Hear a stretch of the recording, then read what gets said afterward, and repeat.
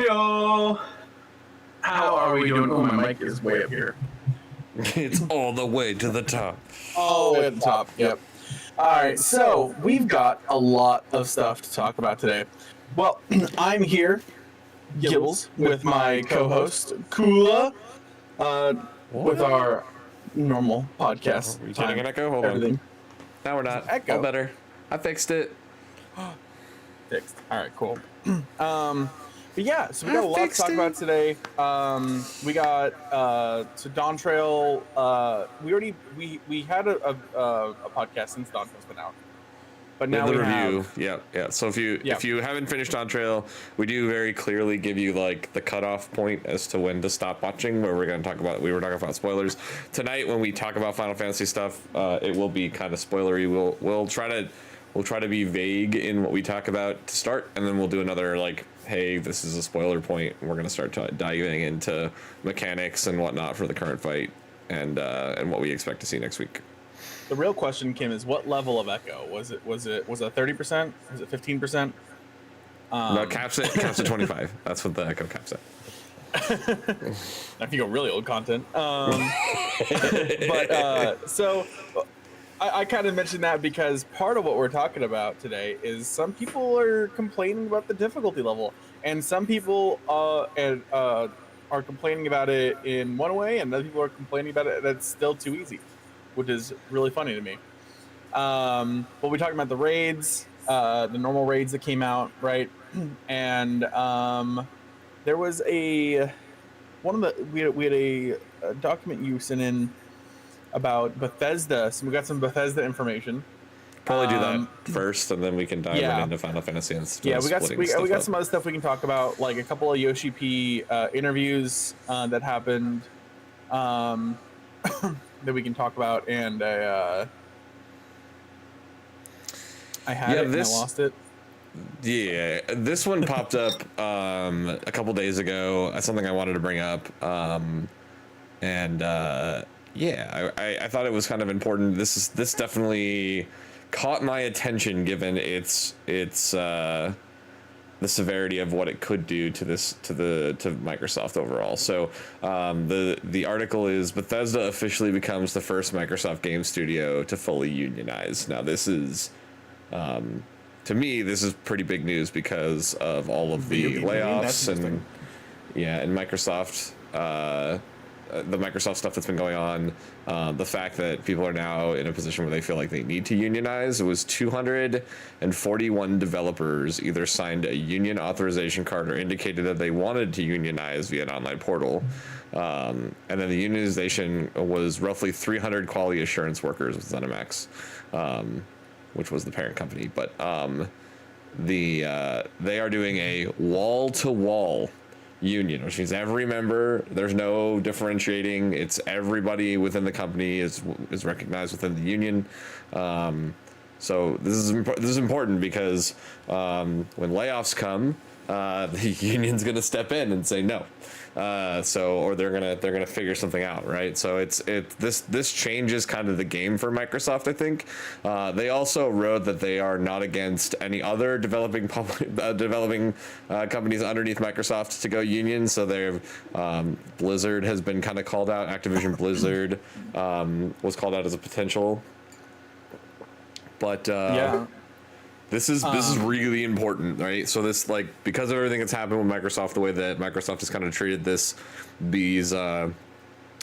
acquisitions, people are scared, and rightfully so. It's not, this isn't an unrightful position to take. It's definitely something that I didn't actually honestly expect to see, but I'm not surprised at this point that I'm seeing it. I mean, I don't want to be too cynical about this, but I mean, like, it's coming at like a interesting point for Bethesda, since like they just released years in between releasing games, and they released Starfield, which is a very mixed game, right? Didn't make as much money as they hoped. So I mean, like, layoffs might have been coming down the chain just off of that. So it's a kind of interesting point they did it right now.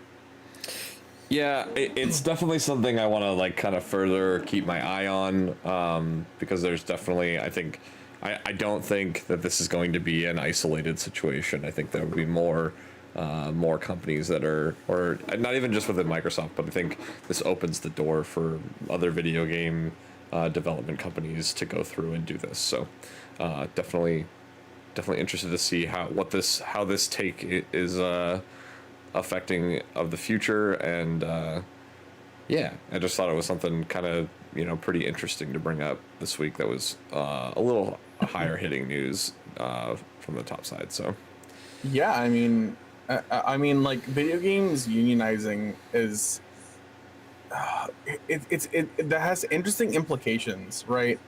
Like, you're gonna see a lot of studios with, there's like some cynical ways to go about it, there's some good ways to go about it, right? You could say, like, a lot more studios will have more protection from production companies coming in and ham-fisting them, right? Right. As well, and we might see more creatives be able to last longer in the industry, or we can take the cynical route and we can say that a lot of people who shouldn't, that have pushed bad video games and bad takes on it are going to get protected by it too. But that's the bad way. We don't want to talk about that one. Right. Yeah, I just think in this world where, you know, we had this massive upswing in video games and Microsoft went out and they bought a bunch, spent a bunch of money, and then kind of laid off a bunch of people, which felt bad, right? You know, definitely felt bad. That I think just trying to put themselves in a position to protect themselves, and I think it's the right decision. Oh yeah, workers' protection is really important. So, but yeah, I mean, it's, yeah, definitely something I'm interested to see what the long-term effects are, overall. So, but considering the long-term effects within the last month of a certain video game that we'll talk about, which is Final Fantasy XIV, yeah, there's kind of a two-sided battle here. We got people who are claiming that the content is a little too hard for the average casual player, and we have some harder core players saying that it's still not hard enough. I personally think we're at a good happy medium. I think the content is just hard enough, you know, because, you know, I can sympathize with those and think it's too hard. There are moments when I'm like, wow, this really hits, right? You know, this really smacks, and but I think overall, I think it's been good for the community to bring something with a little more difficulty. I don't think people want to play video games because they're so easy. You know, I know Savage content is coming out. I'm interested to see the level of difficulty that Savage takes, given that things have kind of gotten harder, in my opinion. I'm not saying that they are too hard, right? I'm just saying that in average of where we are in comparison to other releases of X packs in the past, the content is harder than normal, than what we're used to. Yeah, I mean the community, the community of 14 players have gotten better, so they have to, if they kept the same difficulty through the whole time, then they would get nothing but, oh, why the Savage content's way too easy, everything's way too easy, right? Right. So like the on average, I would say skill in the entire game has probably gone up over time. But I mean, it's not the normal content at all, I don't feel like. I mean, the expert dungeons are, to me, considered normal content, and those two expert dungeons are significantly harder than previous expert dungeons in the past. I think it's just the Stray Burrow first boss. That's could be. That's it. I think the only one that's really hard is the Stray Burrow first boss. When I saw someone, I think it was Zeno, he was talking when he was going over, like, oh, because there's a forum going around that's like the main topic about this, and he's saying, I think the Stray Burrow first boss is harder than all the normal raids. Yeah, I mean, that's definitely true. I think I would say Stray Burrow in general, on par with other expert dungeons, is a harder dungeon overall. I think boss 1 and boss 3, hey Alex, I think boss 1 and boss 3 are definitely harder than what we're used to seeing in a normal capstone. I'm gonna call it capstone because high level is a dumb name. In a normal capstone dungeon, I think it definitely brings a bit to the table. Even boss number 2 can be a little bit confusing if you're not playing it right. The teacups are fast, but like, you can, even if you mess up, you can live through it. It's not so you could definitely live through it. The ghost one at the end, I think, has a little bit more like, if you fuck up, you die. And so, like, yeah, where there are significantly less classes as a percentage that are rolling in that have res outside of a healer, when the healer goes, it's like, okay, wipe. which wastes a lot of time, right? Yeah. It's, I don't know, I feel like it's been really nice to have good caliber fights, but at the same point, I get where people are saying, like, hey, this is supposed to be the casual content. So that Alex, you make a really good point. That's what I keep on hearing. Like the difficulty hasn't really gone up, but it is engaging. Right. The content's a lot more engaging right now. I would also say, and I don't know if anybody else has felt this, I feel like the snaps are very indicative of what we saw in P12.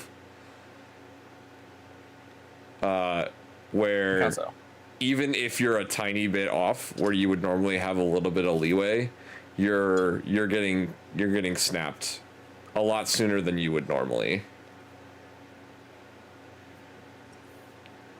I think it's a little bit of both, right? So I think so Kim asks, is it hard because of the mechanics or the damage taken? I think some healers were thrown off at the level of attack that those expert dungeons were hitting for, and didn't know kind of how to deal with that. You know, like a Savage Raider, a Savage healer knows kind of how to preemptively prepare themselves for something that might hit hard, right? Even if they don't think it'll hit hard, they're still kind of throwing a shield or throwing a regen or keeping things up a bit, you know, so that like you're not having to play catch up. I think these casual healers are just kind of having a hard time keeping up. You know, old dungeons you could kind of spam your way with GCD heals through, and now the fights last so much longer if the healers aren't attacking. As someone who's played healer since Realm Reborn, every expansion drop, it is hard to heal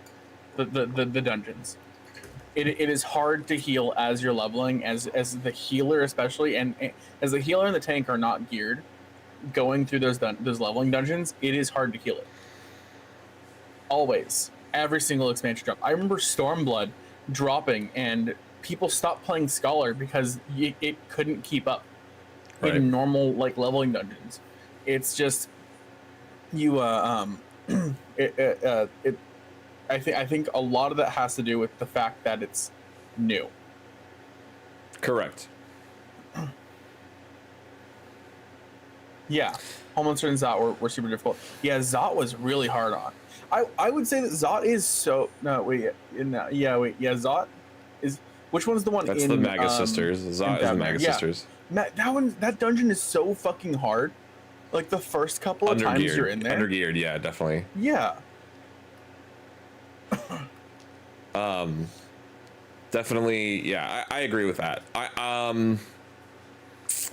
Let's see. I would say, I don't know. I think the content. I would say, I think we're at a twofold stage, because like last week when the normals dropped, I would say that because we were having the aggro issue, there was a bigger issue overall with kind of everybody melding well within experts and dungeons and whatnot. With early bursts, they would rip aggro off for some classes. I definitely feel different about aggro after they fixed the AoE attacks. I think it definitely feels better. I don't feel like a DPS is going to come in, single target something, and then rip it off of me like they had been. And I feel like I can move, and I don't feel like healers or other players are playing too fast. And I think that's indicative of a couple things, right? I think a lot of tanks, and I'm not saying every tank, I'm saying a lot of tanks did the you pull, you tank it mentality when they realized that there was an issue with aggro and other players weren't giving them a chance to try to build a little bit of generation in order to be able to keep the party from falling apart. So like I had a couple situations like this where, like, you know, I kind of let a healer get hit a little bit because he was running ahead while I was trying to, you know, maintain aggro. I had Jay and Snuggles with me, which were on Picto and Viper, which were two of the classes that were having the problem of ripping aggro off with early bursts. So it was, you know, like, hey, like, can you just give me a minute to try to throw a couple more AoEs out so that I can make sure that I have these packs before I move them and not risk, you know, somebody getting walloped because I didn't grab them, or because they got ripped off of me. So I think that the AoE fix has been good, because I think players are still kind of hesitant to run forward now because some tanks were doing the you tank, you get you pull, you tank, and so they just don't want to do that anymore. There's also points in the dungeon, in some of the dungeons, where I feel like it's inappropriate to move forward. So like the one that I would say, you got out. Oh, hold on. I hit my pad on accident. The one I would say is the last mob in the Western dungeon, the Western Expert. Okay. The last mob before the boss. Yeah, I've done the dungeon once because I've never gotten it in roulette. It's like doing it. So you have a small pack of enemies that are just standard enemy sets, right? And then if you run in, there's a single enemy in the second quote pack. That's the guy that does the attack from either sides. Yeah. Like he lights up each side. I personally find that one easier to kill the smaller mob or the 4-set mob first, and then attack him solo next because he's hard to keep.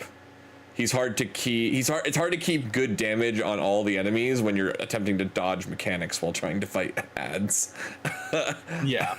So I generally wait. I generally attack those 4, kill it, and then I go solo. We go solo ham on the one ad. But yeah, I honestly think it's good. I think the difficulty is really good for the community overall. I think.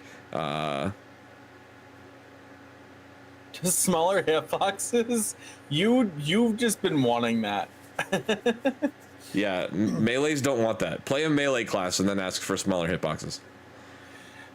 Okay, so I was trying to find the Reddit posts for a while and I just couldn't find it, but I have it pulled up on like a screen. I have a screen grab of it. But so I was going to say there's like a couple of bullet points, and these are the bullet points everybody's talking about because it's all coming from this like one Reddit post. So there's 4 of them. They're saying the problem with the difficulty of normal fights, and they're talking about the normal raids, is use and abuse of non-standard telegraphs, which I don't really necessarily know what they're meaning on that. I mean, like M1 has like non-standard telegraphs, nasty mechanic overlaps, stuff you would see on extreme or harder fights. I think because they mentioned Honeybee fight had them wishing for the healer to not raise them, so I'm assuming that mechanic overlap. They're talking about Honeybee. Yeah, I want to touch on Kim's comment first because we're rolling back a little bit. So Kim, yeah, that's what I'm talking about. I'm not talking about the aggro rip that you rip it, you pull it, you rip it, you tank it. I'm talking about the healers and the melees that are running ahead of tanks while they're trying to generate aggro on the mob set, that are then running ahead to pull the next mob set because they want to be able to group everything together. I'm not against wall-to-wall pulling, but I need to have aggro generation to be able to hold on to my mobs while I'm moving them to the next mob set. So yeah, my you tank it, you pull it is more the next mob set running forward when somebody runs up and grabs them on their own instead of giving me a second to grab aggro, which again, a lot of this got fixed with the fix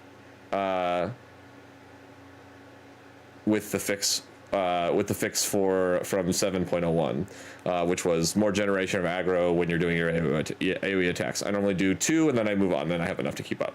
Yeah, the enmity changes. So sorry about that. Kim was responding. Yeah. Good. So there's 2 more bullet points. Mechs resolving too quickly for the mental capacity to demand to process, and 1 too many catch this mechs. Mechs that have you running around like headless chicken, evading seemingly random patterns. So I think are we talking about the new raids? Is that what? Yeah, they're talking about. So I think almost all of the conversation about the game's too hard has been coming from the normal raids and Strayborough. I think that's where all of the complaints about the game being too hard is coming from. Yeah, I mean, okay, so here's my deal, right? So like, people just need to pay attention for longer than 3 seconds in order to be able to understand some of the fights. So I'll take, there are 2 instances where the situation that you outlined could be applicable. I would say boss 3, when right before he does his lariat, there's a spot where they do like the AoE drops underneath, and they're based on player location, and if you run too fast to the location that's safe, you make it unsafe. Yeah.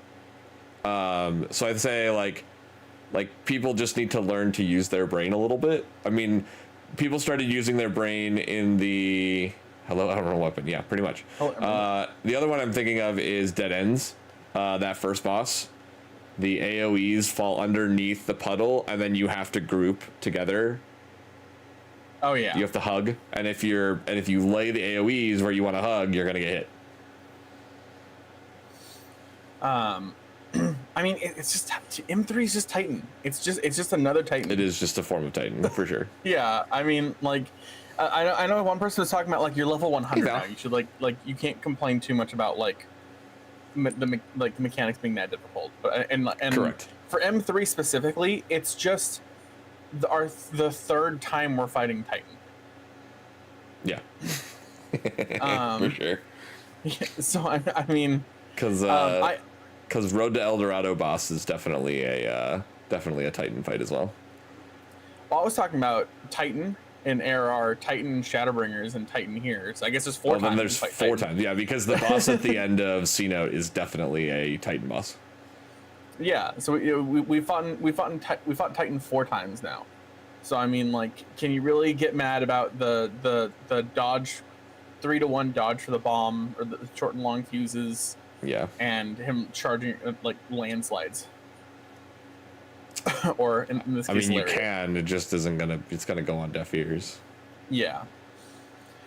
I think from what I've been hearing, so I loved the honeybee fight M2, and I only died once the entire fight, and it was just because fucking Capro is always fucking killing me. That was a fun day. But I've been hearing some people complaining about that fight. I don't know, like, what. So what are your thoughts on I'm gonna give people a trick because I've done that fight like 6 times now because I've been pushing through 2 NA alts through the raids so that I'd have the fight. So by the time I'm done, I'm gonna have done that fight like 10 times before Savage hits. Here's the trick, right? The hearts that come out from the center run in a spiral pattern. You just have to circle the boss and dodge the AoEs. Literally, like, circle the boss and dodge the AoEs. As long as you're running, and I think it's clockwise, right? I honestly think it's clockwise. I think the hardest part of that fight is the random bees that come stinging out of nowhere. Like, not the one that like goes in a circle, but the ones that just randomly shoot out. That's my hardest part of that fight. So a lot of people are like talking about, because like nothing in the game is really random, right? It's just that whenever you're doing normal content and people aren't playing like super scripted in their positions, that's where everything starts to become chaotic, because those bees just target players, right? And so because all the players are running around like headless chickens, yeah, because they're running around like headless chickens trying to figure out, oh my god, where is the attacks coming from? They're baiting all of the line AoEs into weird, funky spots and giving you really small actual windows. Yeah. Yeah, it will be interesting to see what the savage of that is. It's one of the few things where like normal, because you're doing it normal, it makes it harder than it will be on like savage, like that kind of mechanic. Yeah, more brain power. Yeah, brain power in my Final Fantasy. Okay, so but here's the deal, right? Okay, let's be clear on this. The normal raids and the 24-man content is not required. So if you're doing it, you're choosing to do it because it's not required. Now I get without the 24-man and the 8-man dungeons or the 8-man raids, without the normal raids and the 24-man raids, that the content's a little dry until you get to each patch level, right? Like I get that. But at the end of the day, it's additional content. It's not required. It's the same thing like the variant dungeons, not required. They are not story required. I don't know if this one might become story required. There's speculation which we'll touch on tonight as well when we move to our spoiler section ish. Trying to sort of not be spoilers, but we're kind of getting there. Yeah, I meant to not name the bosses, and I accidentally dropped the name of the second boss. You dropped the name. Well. Yeah. If you haven't heard that bop yet, you're missing out, man. You got to go back and listen to that music. Song. It's so good. So I think with that, like, I agree that the content is hard, but I'm not in agreement that it needs to be easier. I think it is good where it is. I'm happy with where it is. So what you were just saying reminded me of something that I want to talk about. So like the very next like reply, or it was like the next person the person said on the forums. Normal raids has always been the bridging content between the casual content and extremes. I don't think that's true. Yeah, it's why it's optional. And then they said normal raids are designed to be tuned to about as hard as the devs are willing to make content with a full pick-me-up group and no actual strat discussion. So yeah, it's supposed to be like as hard as you can make it, where people just duty finder it, which I think is kind of true. Yeah. Yeah. And I was complaining about this a while ago. It was like one of my first fucking YouTube videos I posted was that there needs to be content in between the normal raids and extremes. Because extremes are pretty close to Savage, or like there's still a gap between. Would Extreme Unreal and be Savage. considered between Extreme, or is that between Extreme and Savage? I think that'd be between Extreme and Savage, because Unreal is just a previous tier's Extreme. It's a geared up Extreme though. They hit harder and. Yeah, well, it's an Extreme, but all they did was bring it up to the current level. That's it. Yeah. So you got normal content, normal raids, extreme. Like this is what they're saying is like normal content, normal raids, extremes, Unreals, Savages, Ultimates. If that's what their progression line is, okay. I'm just trying to understand that. And I've thought that there needs to be like people have been asking for like a mid-core content, and I don't think normal raids fit mid-core. I think there's a step beyond like extremes are a step above normal raid, where there's a gap. There's definitely a gap missing. There's something that could be filled in. Yeah. What that content is, I don't know. I don't know. Okay, so I think from here, in order to be able to best start talking about things and where our minds have kind of cooked, because I know you and I have kind of talked about that for the last little bit, is, you know, we're kind of cooking on what we think and what we expect to see from a story perspective as well as from a fight perspective. We are going to move into real true spoiler content. So if you have not done the normal raids and you want to do the normal raids, I believe everybody on my list that I'm seeing has done the normal raids. It's fully up to date. Yeah. But if you have not and you don't want to be spoiled, please feel free to drop out now. We appreciate you being here, but we do want to talk about some higher end brain cooking content that will spoil. So we'll give you a moment. Give you just a tiny little bit. And cool. All right, we're moving into spoilers. Okay, so I think the president is an Asian. I know you and I are kind of in agreement on that. The president of the Federation. The president of the Federation. Slam Jim. But yeah, I think the president is an Asian, which is why I speculate that this might become something that becomes required later on as part of story. I don't think it will. I think they're just going to like allow him to exist in the world.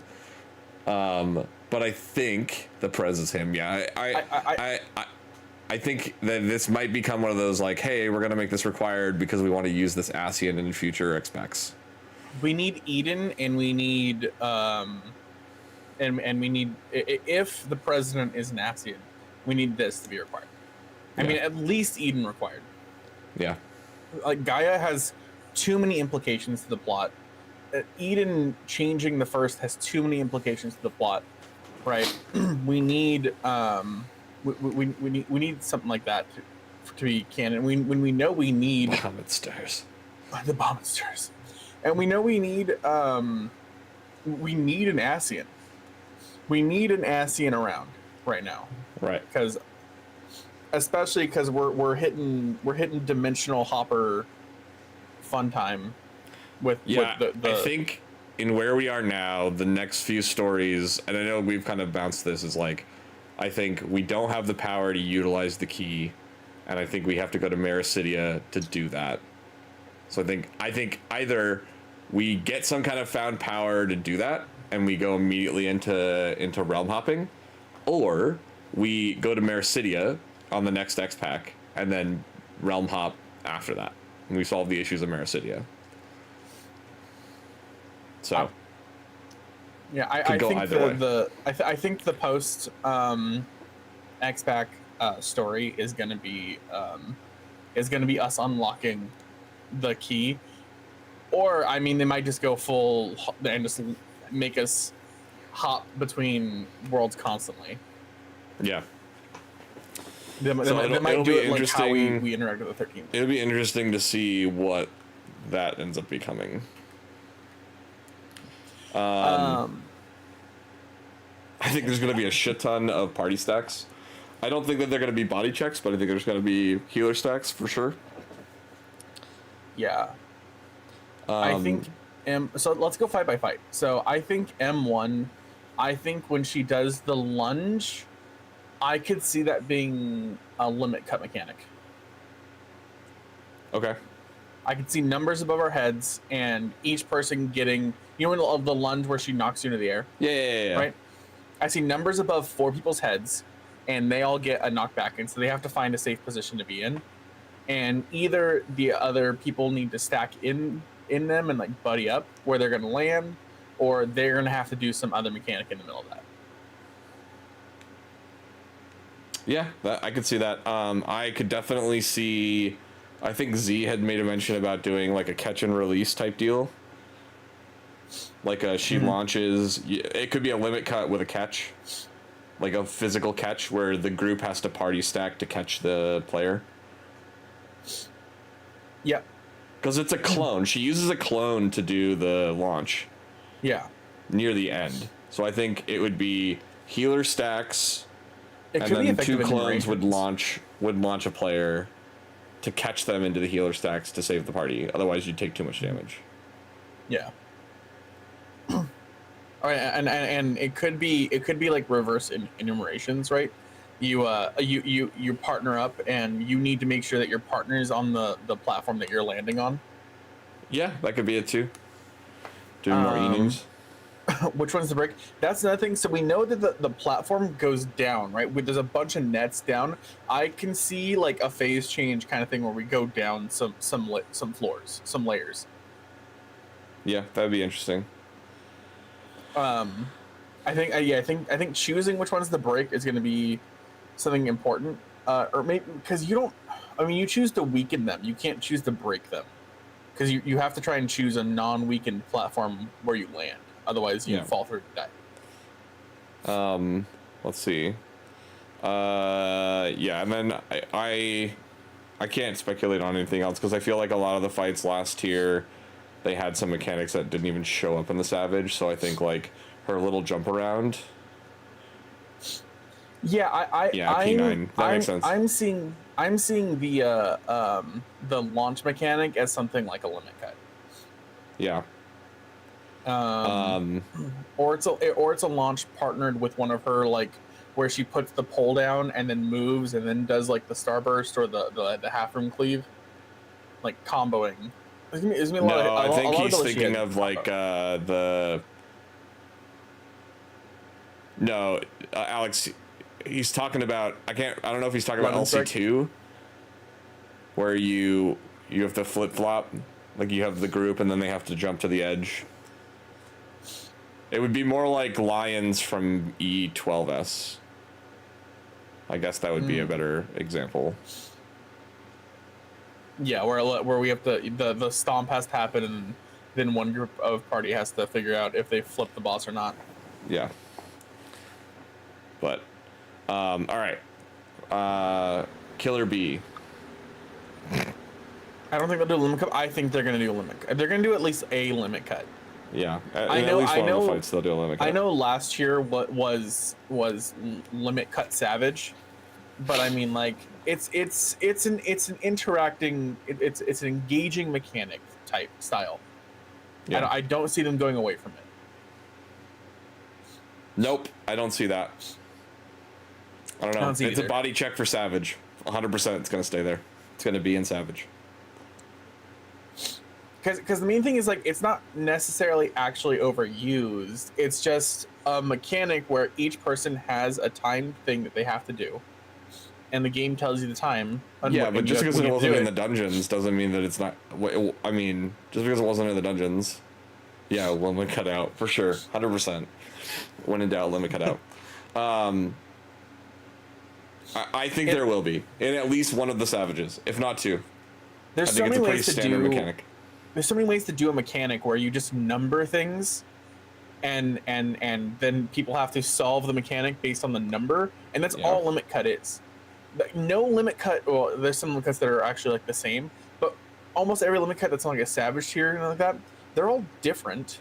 They're just the numbers. That's the only thing that makes them the same. That's what makes them limit cut. So I mean, like there's such a variety of capabilities. I don't see them cutting it.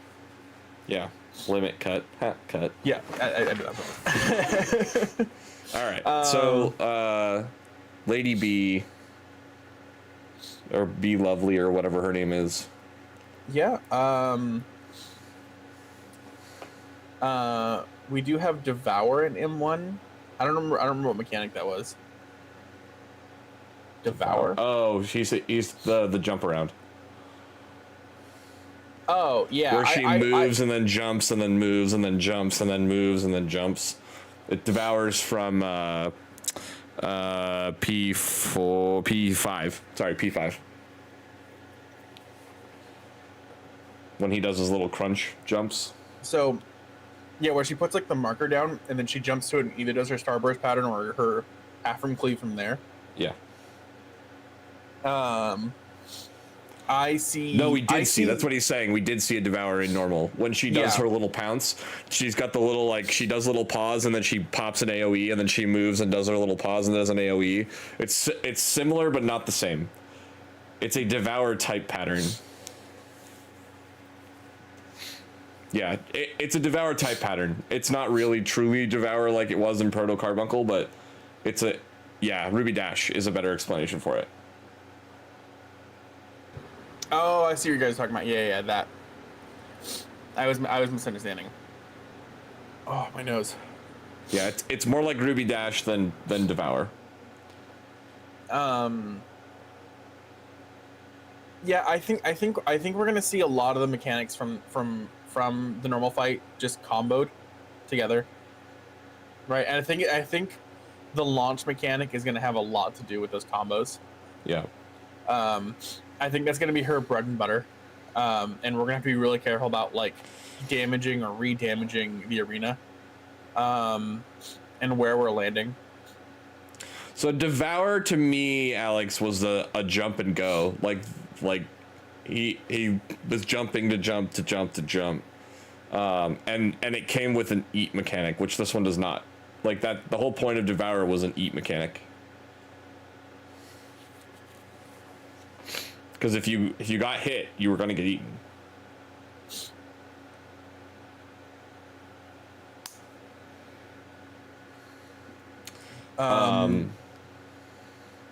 M2. Let's talk about Honeybee now. Okay. Honeybee, I think, with the way that they were doing the solo AoEs, I think it's going to be a very well choreographed, like how you collect. I think there's going to be a fall off point where, like, after a certain period of time, one of your hearts falls off. And so you have to micromanage, holding on to only a maximum of 2 hearts and nothing more. Otherwise, I think instead of just like knocking you down and making you get hit by every AoE in existence like it does right now, I think it'll kill you. I think the moment you get 3, I could see it raid wiping.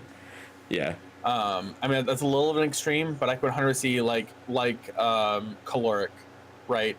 Where I mean it's a little extreme of a body check, but we were talking about Savage, where if someone gets 3 hearts, a raid wide goes out, maybe. Right. And maybe that's not lethal raid wide, but it's a raid wide, and then other people get. You can survive 1, hit. But you can't survive more than 1, kind of a deal. Yeah.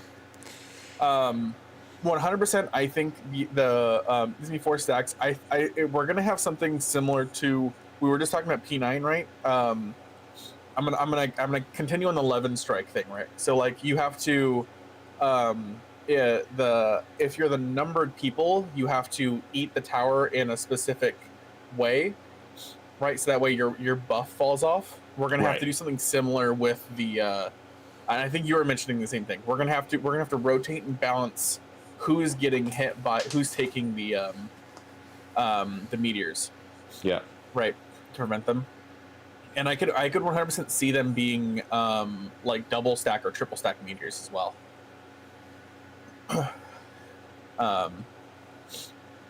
I'm excited for this tier. I think the fights are going to be super fun. I think they've done a really good job of like. I think P9 through 12 was a good indication that they've kind of they've gone ahead and like figured where they want to be out from like a difficulty perspective and whatnot. I think they're locked in on making good quality fights, because I think everything after those fights have been, not that other fights haven't been good, but I think 9 through 12 were really solid given everybody's where everybody I don't was have a problem after with P8. any of 9 through 12 really. I know a lot of people hate the toy box, but like I honestly I kind of like that fight. Yeah. But this is my prediction. I'm gonna like 1, 2, and 4, and 3 is gonna suck. And I don't think it's gonna suck like in like a way of like it's gonna be a wall kind of thing, or really difficult. I mean, it might be depending on how fast they make like Lariat go out, right? Right. In Savage mode, but I'm thinking it's gonna be probably enumeration mechanics in M2. Yeah, I think you're right on that. I could see different colored hearts. Right, we got the heart mechanics of those. I could see some people getting blue and some people getting pink, kind of thing. Right. And us having to have to do something with the with opposite colored hearts. But yeah, I see 3 as it's our 4th Titan fight. It's just gonna be a kind of like it's Titan again kind of fight. All the rest of them seem super fun and exciting. Yeah. 3, I think is going to probably be I do agree that I think it'll be the wall. I think 3 will be the wall. It's got a lot going on. I think it's the one that flubbed a lot of people up from a fight perspective. It's the one that everybody hates getting when they have to queue for multiples. They just hate getting 3. Overlapping the line attack with the donut AoE. You talking about 2 again? Yeah. She's got that thing that she puts up over her head to do the line AoE, and then the donut. Oh, that's blades. right. I got so confused when she was doing that because I thought it was going to be a spin to win a mechanic and not like her just showing that it's a donut. Yeah. I could see that being comboed, right? Could be. I could see a phase where this is kind of similar to. I haven't done this fight, but there's a mechanic I've watched it in Top, where everybody's spinning around the boss the entire time, and people have to solve mechanics. And I feel like those bees doing their line AoEs, creating like a spinning safe zone, combined with another mechanic that's like a person has to eat a specific AoE at a time. I could see that happening. Yeah. Like everybody, maybe we light party up. There's a safe zone on either side, and so we have light party 1, light party 2, north south, whatever. It starts, and everybody has to spin clockwise as they're dodging the line AoEs, and then I guess this is similar to like Rubicante as well. Rubicante had a similar mechanic, right? Did see something. I don't know if it's accurate though. Yeah, I don't know when everybody gets heart AoEs, that's where the tower ends up. I thought the towers had very specific. Yeah, towers were randomized. They were randomly specific. I guess everyone was just standing so close to the boss. I wasn't noticing. I was too busy running away from my fucking dancer. Towers will be role based, I think. Maybe. I think I could see that. I still think it's going to be on like a timer type deal where like you're fighting, or a dual color type deal where you're fighting with blue and pink. I could see us being like we have to light party up a little bit maybe, and maybe if we stick with the colors blue and pink, right? Because I mean I said that I threw that out there, but I think that's a very that's gonna be a mechanic that has a high chance of being there, right? Maybe tanks and healers. I mean, it's like maybe it's melee ranged or whatever. Like on the rolls, right. 2 people get blue, 2 people get pink, right? Something like that. Then rolls, you have to soak the towers, but the towers alternate, and you have to soak the opposite color tower of your heart, maybe. Right. So then we have to rotate in who's taking the tower. So let's say DPS. Let's go with supports because it's fixed. A tank takes the first one, a healer takes the second one. Tank, healer. and then the DPS have to figure out some rotation that way as well. I could see that.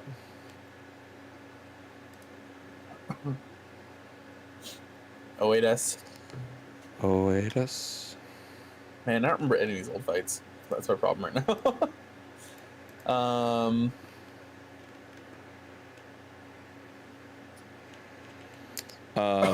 Let's see. The final fight. I don't know, man. There's so much going on in that fight. I mean, I would be interested to see if she takes a second form, and there'd be a second. That there's a part 2. Oh, I mean, there has to be. There has to be. Have to be, but I think there could be. She's gonna have an alternate form. It's gonna be like all electro. She's gonna be like like all horse. Like her entire. Why can't I think of the fucking Ixion? The whole Ixion form is gonna be like mecha.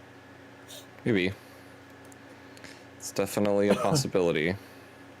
But I would let's I kind of want to just break down the mechanics of that. Definitely the hatch patterns are going to be there. Yep. I think it's going to double up. I don't think it's going to be one at a time like it was. Like one horizontal, one vertical. I think it's going to be doubled. So you're going to have to be in very precision points. I could see every single one of them being the line AoEs that explode later. I could see her like never just doing the line AoEs in Savage. Yeah. Every single time they explode, and you have to dodge like 3 to 1s or whatever, in and out. Light party stacks, 100%. We're gonna get some healer hits with her like double cannon and shit. Yep.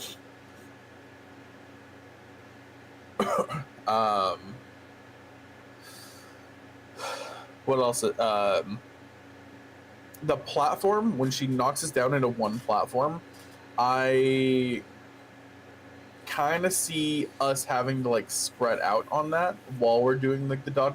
I don't see it just being that, like dodge her like 1, 2, 4 or dodge, don't dodge, don't dodge, dodge, right, kind of thing.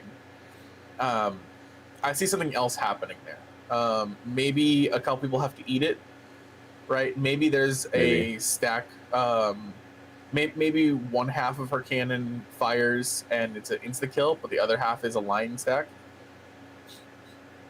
That would be interesting. And so like it's a heal check and everybody has to move into position at the same time.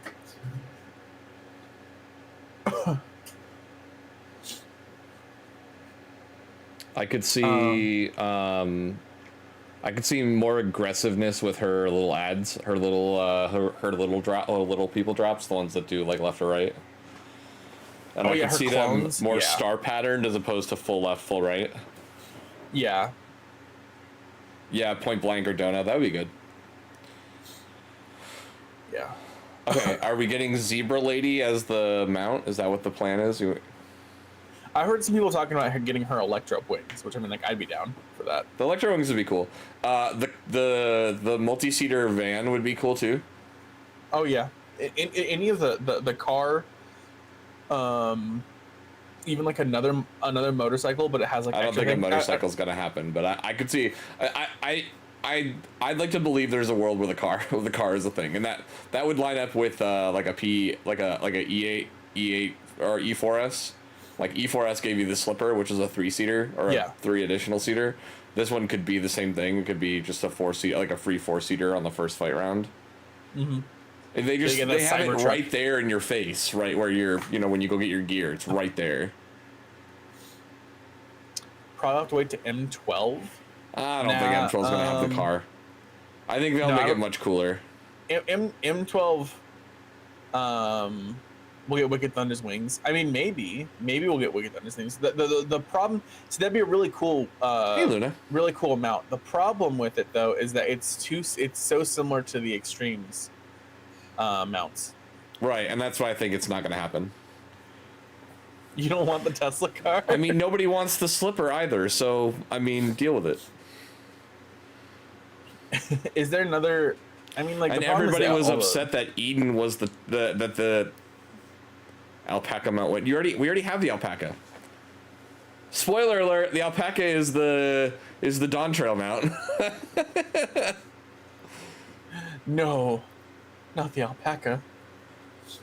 Yeah, it's the end of the. Yeah, we're in spoiler territory, Luna. So if you, we're talking about savage raids. We're talking about the raids, yeah. Savage raids. Potential savage stuff. You're welcome to stick around. I'm not gonna tell you to leave. I know you haven't been through MSQ yet, but we're talking about the savage raids. We're not really talking about story, but definitely talking about savage. We already said our bit on the story, and that's all we really have to say about it. Yeah. I think. So I think it could be the car. I honestly, like, of all three, like, what like, we still don't know what the other 8 fights are, right? So we don't know what those other eight fights are. We don't know what could be there. You know, could be, you know, E4 could be, or sorry, M4 could be one of the little bees, one of the little honeybees. It could be a bee. Like you ride one of the little bee people from the outside. It could be an energy drink, and you just fly while you have the energy drink going. Maybe that's what the wing of wings is. Your energy Red drink Bull is your gives you pixie wings. dust. It's your pixie dust that makes you fly. That's what I started with. I started with the zebra. I don't think we're gonna ride the zebra. We're not gonna get another Ramu mount. It's not gonna be a reskin of Ramu. I mean, I want to ride the zebra woman. I don't think we're going to. You want to ride the chesty zebra woman? The chesty zebra woman? I would have the zebra woman out all the time, and I would find various camera angles. All the camera angles. I was unlocking the raids and got distracted. I got distracted. What about hear me out. What if we actually get to ride Aaron Bell's mom? Not the robot, but actually get an Aaron Bell's mom out. It's actually just Aaron Bell's mom is just giving you a piggyback. he just, I mean, they're talking about making it so that Lalafels can ride Rogadins, right? So they're gonna test it out by making it so we all like sit She's on like 50 Aaron feet tall, Bell's mom's shoulders. I still love that the mount of mounts is fucking the robot that Aaron Bell's mom takes over. Her size has to adjust based on the player. Based on the player. Oh, I don't like it. Yeah, they made Lalafell only house again. Why you mad, bro? You mad? Just Fantasia. Do you not? Don't mess with the Milalas, okay? They'll fuck you up. You better And don't owe them money either, because they will really fuck you up. If you don't know the joke, in the city, in the second hub, there's a spot over near where the raids are that it's 3 Lalas surrounding by a Makote. And it's like, don't mess with the Milalas. It's great. Must be this tall to go in. No, small. SMOL. The small. They're still missing freaking small furniture. They are. Like, you think they would have learned from the fucking chair thing? I mean, like, we have not gotten the new books. And we haven't gotten the big housing update, honestly. Maybe there's a Pelu furniture in the books, in the crafting books. Maybe. Little Lala furniture. Maybe. Yeah. I don't think there's anything major with housing until they do the big housing update. Can I set my personal house to Lalafell only? Like you can only be Lalafell to enter. Yeah, I got it's. I'll change to Lalafell and I'll have my personal house and I'll set it to. If you change, okay, and it just shortens it. If you change to Lalafell, then half of the static will be Lalafells. I said that before. I was just like, just give me like another 2 to 4 months, and I'll probably swap to Lalafell. I just have to get that inkling of being like, I want to be goofy, and I'll swap to Lalafell. Yeah. The Lalas will be the supports that the DPS need. They didn't ask for them, but they need them. I only go Lalafell when I want to be goofy. because right now our white mage is a Lalafell, I'm a Lalafell, and Z, our paladin, is a Lalafell. So we are Lalafelled up. I just used a Fantasia. I'm not. I know you did to go Alra. I was wanting to go Alra before the expansion ever even dropped, but I was just waiting for the expansion for the graphic update. The freebie. Yeah, that too. I mean, although I always have like 3 Fantasias just sitting there whenever I need them. So yeah, I honestly think it will be the van. I think it'll be the minivan.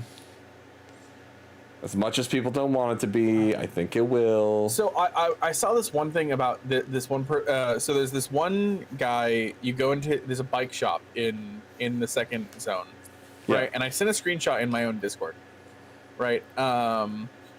And he says, so you talk to the Lalafell, like who's the main like guy who like runs the shop. And he's like, oh, you want to customize your bike? Just give it to me and I'll tune it up. And you can talk to the shopkeep who's like behind the counter, and she says, don't get me wrong, Monom's a brilliant mechanic and popular with customers, but he wouldn't know good business sense if it slapped him around in the face.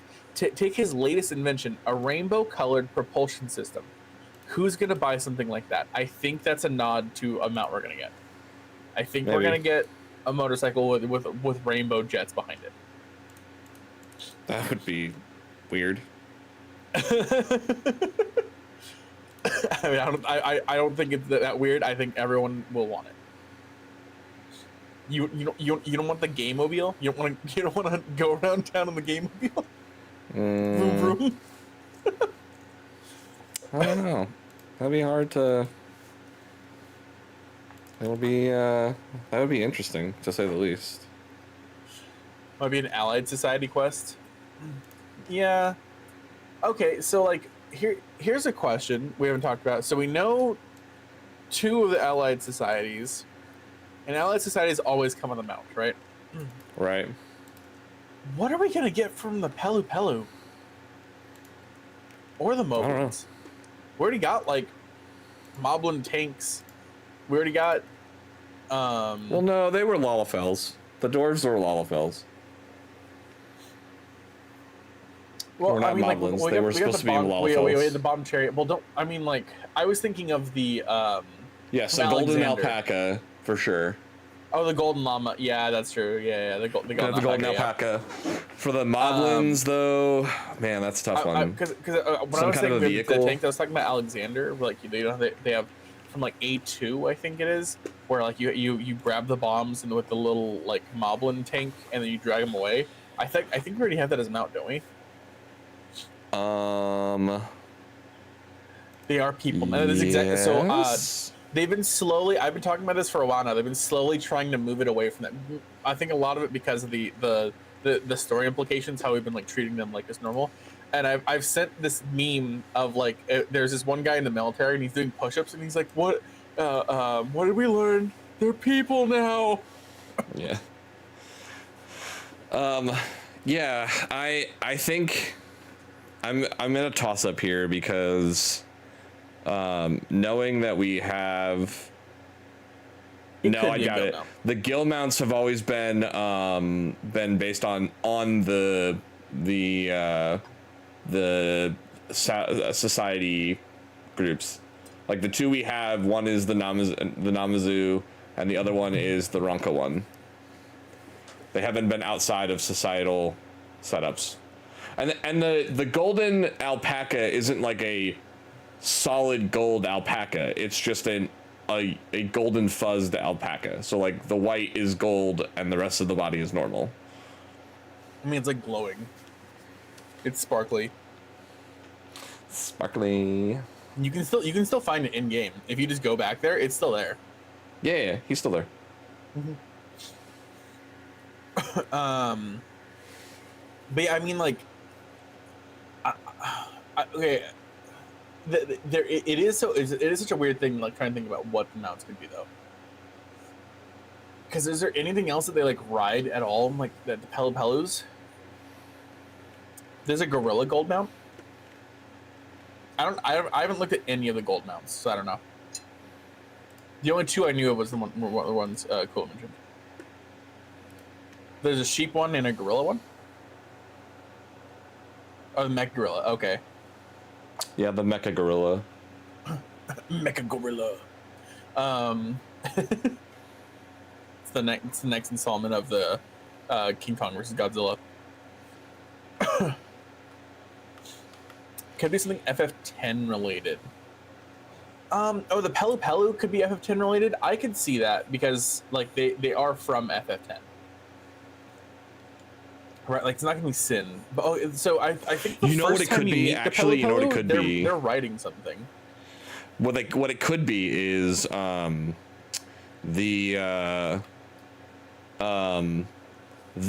agave armadillos. Oh, I know what you're talking about. Yeah, Because of the mezcal. that's true. I think. By the way, I this think is the golden alpaca for those who, it is sparkly, but like pretty much like the face is still kind of white. It's not like a solid gold like the 50 million one is. Yeah. And then the armadillos, for those who don't remember, are up here, I think. Trying to remember where they are. I know they're around. But because the big thing with this one was the mezcal. Like their big thing was mezcal. And actually I think they are, I can't remember. Maybe down here? There's like no enemies around right now, which is weird. Big feels bad. I was trying to find an image right now because I think one of the first times we meet Pelu Pelu, we're like taking like a ride on like this kind of like elephant thing in Final Fantasy X. Yeah, but we Like have the the elephant river? from the Shoe Puff. oh It's yeah, called the shoe shoe puffs. puffs. Okay. Yeah. I'm with you. I'm gonna go back.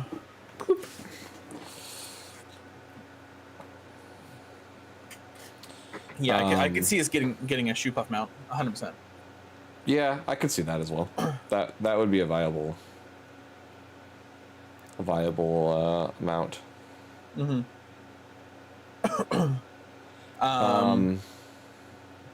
Buffalo mount from Shaloni. Oh no, we already have the Ronique as a mount. Yeah, the Ronique's already there. Yeah, you can buy it with scripts. Is I it think there might be Scripps or a is it couple other ways you can Saxonut? get it. What's the Saxonuts one? So I know you can get it with scripts because when you go to scripts, there's a Ronique script exchange thing. For the orange crafter scripts, it's like the only thing that's there right now. I'm not sure what the nuts can buy you right now. I'm trying to remember what the nuts can buy, and I have them unlocked. I'm trying to remember them with. So like I know the sugar glider it's the sugar glider. Oh yeah, it's the auto toys. No. The sugar auto glider toys. is the fates. The bicolor fates. Yeah. Yeah.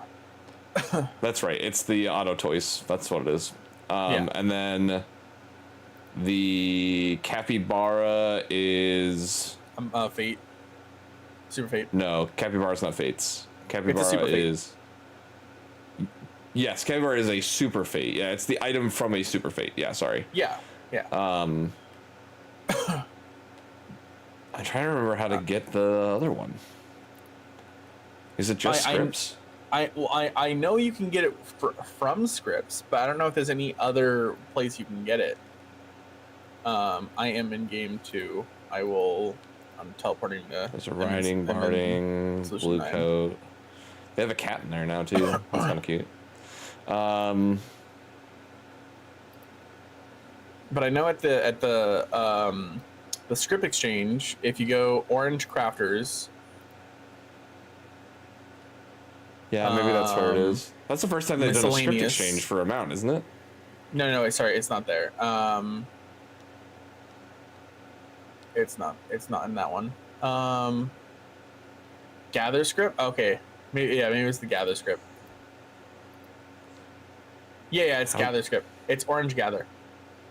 You need it's the Roni corn token. You can get it from the it's 1,000 gather scripts per each token, and I don't know where you exchange the tokens or how many. Because it's 100,000 something, so you need 100 of the tokens. Of the 1,000 tokens, yeah. Yeah. That one's gonna be a slog. Yeah, I'm guessing it's at the miscellany. Yeah, it's under Sublime Curiosities. Orange crafting miscellaneous. Yeah. Or gathering, sorry, not crafting, gathering. Yeah, I don't know where you turn that in. Those tokens.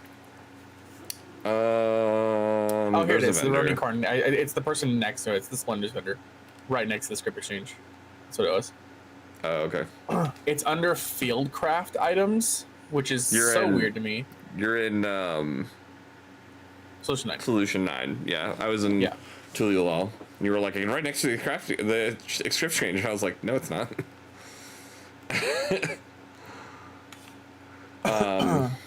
Yeah. But yeah, I think the Savages are going to be super fun. I'm going to be doing a ton of Savage next week.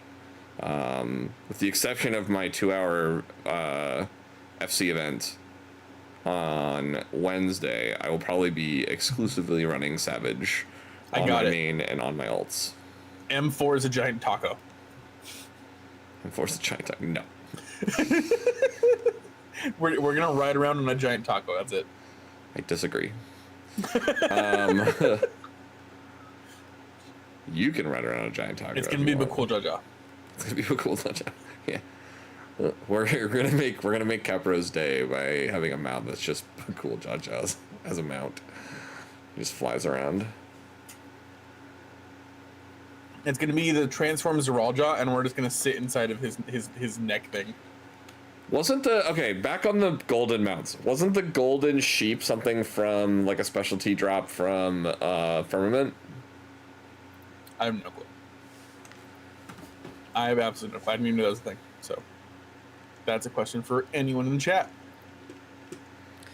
I feel like it was a Savage draw or a drop from Firmament. Let me ride him. No.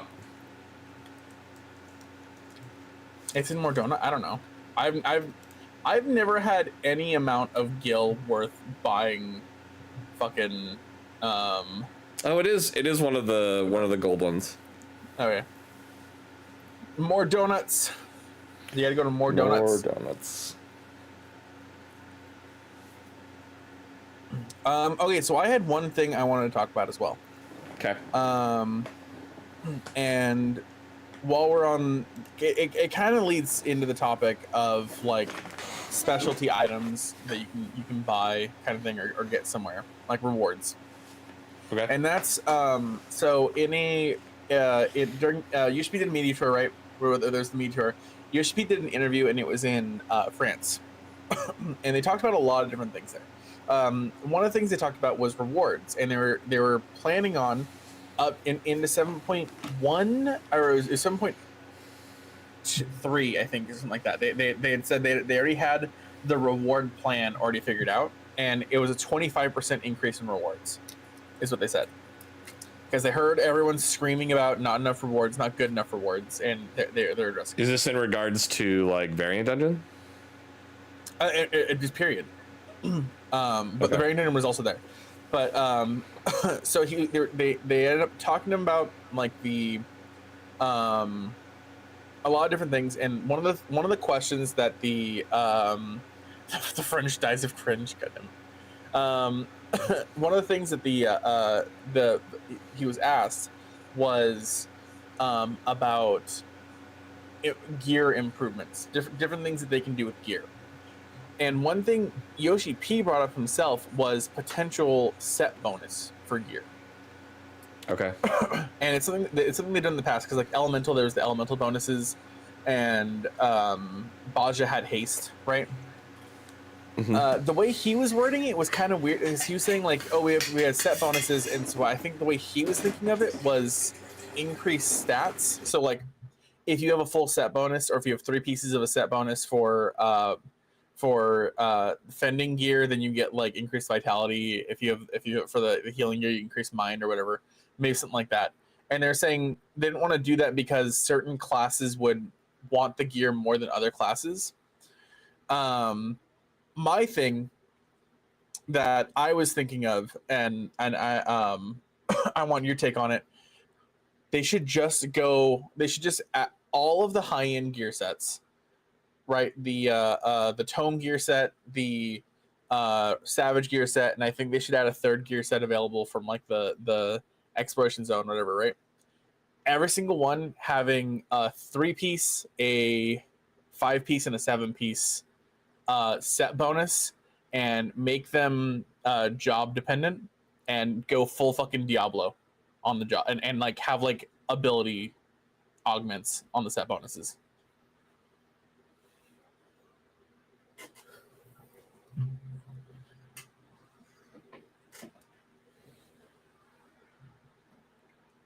You started talking. I think you're still muted. I am still muted. Good call. Are you talking like skill tree augments? No, okay. So if you've ever played Diablo and you've gotten set gear, because there's a green variant that's called set gear, and if you wear a multiple pieces of the set, you get the set bonus. The more pieces of the set, the more bonuses you unlock. Okay. Right. So the way like Diablo works, so like a lot of times if you wear 3 pieces of the set, then it changes the way it changes the way this one skill works. Then a 5-piece of the set makes it so that you get so you get like a multiplier on that skill. And then if you wear the full set, then you get a multiplier on another skill that's in line with like the theming of the gear. So if you create they can be mixed matched though. That's one of the things about it. Like you'll always get a really big bonus if you wear the full set, but if you mix match, right? If you wear 3 of this set, 3 of this set, and then 3 of this set, you'll never get the 5s or the 7 bonuses, which would be stronger than 3 set bonuses, but maybe you want all 3 set bonuses.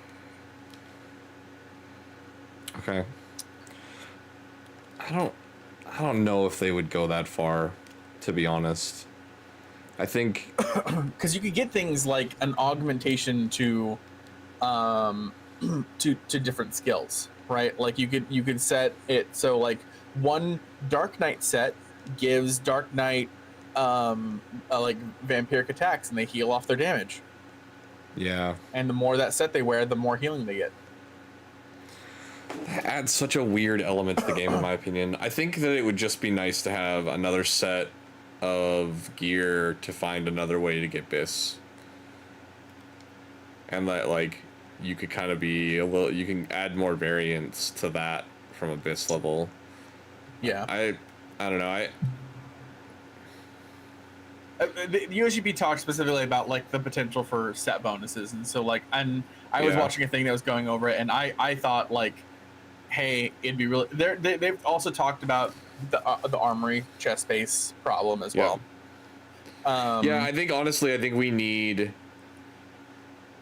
you made a mention of it last time of like, you know, I had made a mention of this being a feature, but that you're like, the more and more I play, the better this would be is materia meld bonus, like materia meld sets, so that you could play multiple classes. I still stand by that being like a thing that we should be doing. Oh yeah, because it like especially right now, like, I started playing Scholar again, and I'm like, I want so much more skill speed on it. Yeah. To be honest, I mean, like I want crit and skill speed. That's like all I want on Scholar right now. Yeah, I don't know. I want them to do new stuff, but at the same time, I'm like, I don't want them to disrupt too much of like what people have kind of come to expect from the game. Like, I like new things, right? But like maybe adding another set, which wouldn't. I think if you add something that has like a set bonus, you break the mold of what's expected, because right now gear is kind of set in a way that I guess you change the establishment of what becomes BIS and how BIS is interpreted by doing gear set bonuses. It allows for because more expression of play. It allows for, oh, you're a scholar. Okay, but what kind of scholar are you? yeah, Do you but okay, play- so let me paint a picture for you where I think you're missing a key piece, right? What's the one thing on a healer gear that you don't want? Piety. So what if every single piece of that bonus set gear has PD on it? Then maybe the bonus on it is good enough that I wear it, or I just don't wear that set. Right, but like, let's change piety to like spell speed or skill speed. Yeah, but that's it's still the same. It's gonna be the same as it is now. Really, like you just ignore those pieces that have the set that you want, but there's more variation now because maybe this gear doesn't have maybe the correct stats I want, but the bonus on it is good enough to override that, or vice versa. Like, oh hey, I really like the stat bonus on the stats on this one, and I like the skill bonus on this one. So maybe I mix match them, So and I kind of average out my stats, and I still get some skill bonuses from this class. I'm gonna ask a question to the audience, and I don't know how many that we have that play this. I'm taking out skill trees because skill trees to me are a gimmick. And I'll get into that in a minute if people care. Are there any WoW players? Does WoW do any kind of set bonuses? I know they have skill, like gear has like skills, like if you wield the specific hammer, it'll for your class, it'll augment your one of your abilities to now do like fire damage or something like that. I know it does like stuff like that. Yeah, so like again, taking outside of skill tree, right? Yeah, it change the rotation power and loop of the class.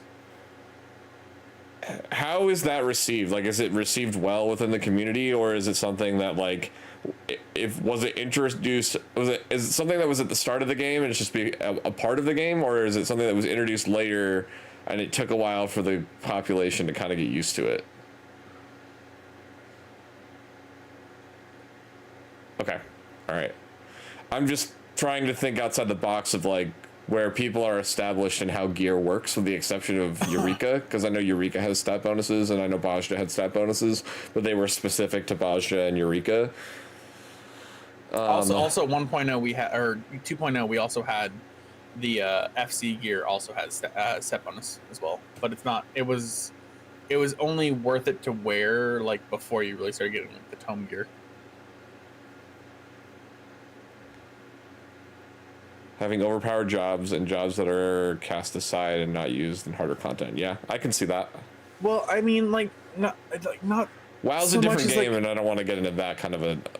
Well, I mean, like the balance is always there, right? You always have to balance things out, right? So you don't so allow here it is. You this don't is allow for things that are so powerful that they like to the point that it would that you would take a low eye level trinket over a current eye level one just because the bonus would make you that much more powerful.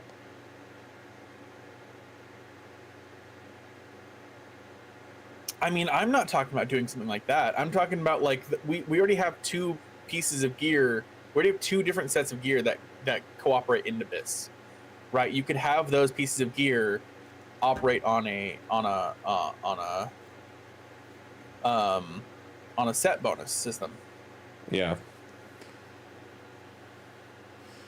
There's a current meta where you would want to keep set bonuses over current gear. Like you have to keep it in 4 sets, or you would have to get all of the set upgraded before you would wear it in raids. That's to not lose the set bonus.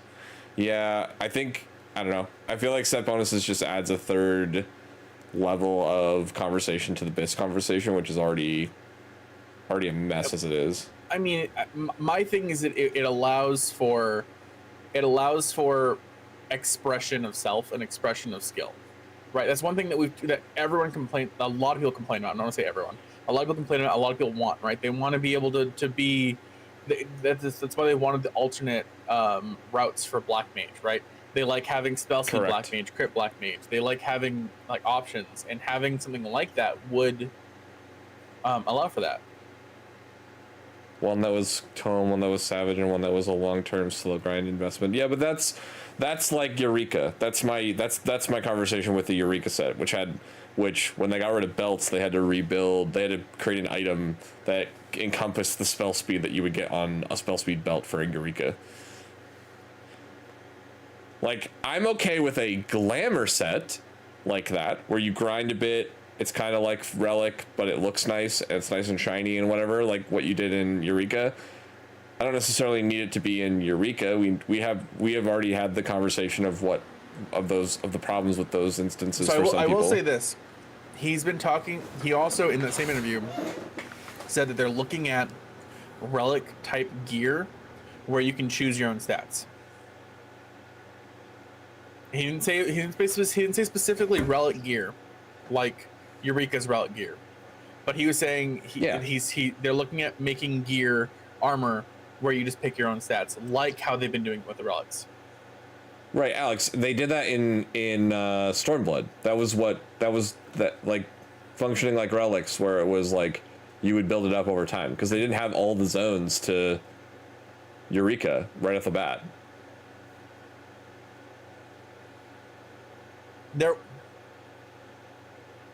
There was times where Eureka armor was biz.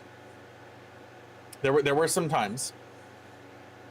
True. I also want raid weapons to be super bis. Yeah, that's true. If you go through, stay high eye level and stay at a higher eye level, then yeah. Yeah. Yep. I agree. If you do the hardest content, you should get a prize for doing the hardest content. But if you play stupid games, you win stupid prizes. Yeah, but I mean, I spent months bashing my head against the wall. I want that weapon to be better. I mean, the hope is not months, right? The hope is, a few weeks. Week or two. Well, week 2. Yeah, okay. We're just gonna come on. We're just gonna I'm gonna clear all 4 of them on Monday, and I'm gonna pull you in on Tuesday. We're gonna do it. Let's go. You're gonna clear all 4 of them that don't exist until Tuesday. I'm gonna clear them on Monday. I'm meaning the Monday before reset after the reset. Yeah. I really have used this one for a bit now, and I think our talk is kind of going to a grind a little bit. No, I think it was. I mean, the patch. I'm always interested in it, like when something is being initiated that's being done in another game, which is why I brought up the WoW situation and what it does to the game. Like, I think that I'll need proof. You need proof? Okay, we'll get it done.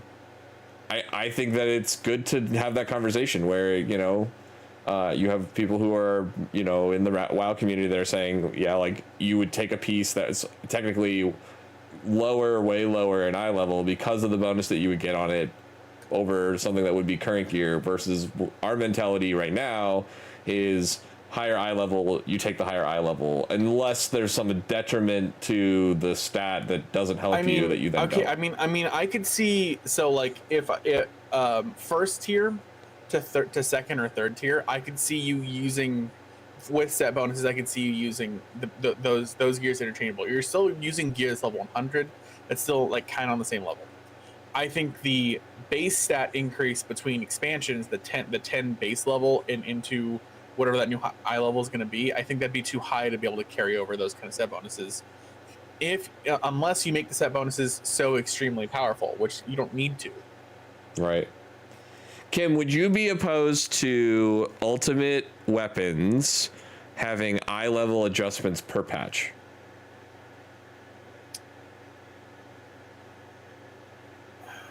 Okay, I know you're asking him, but my opinion, you can fill in. Yeah, they have to be below BIS.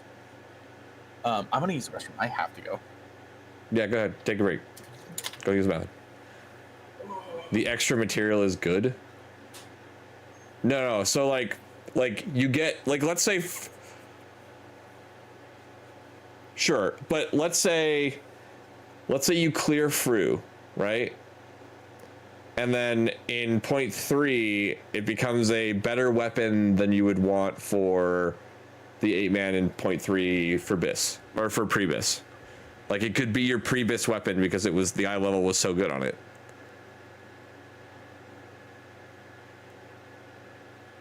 Oh, just adding materia. Got it. Allowing for adding materia. Like an overmeld situation where you could overmeld ultimate. Now the problem with that is that there's only 2 ultimates per patch, right? Generally speaking, or per X-Pack. Generally speaking.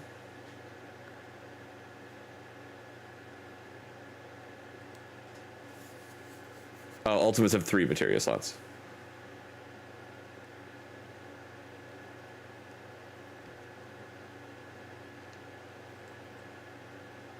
Right, but once the X-Pack rolls over, it's no longer any good. Or once the patch rolls up, it's no longer any good.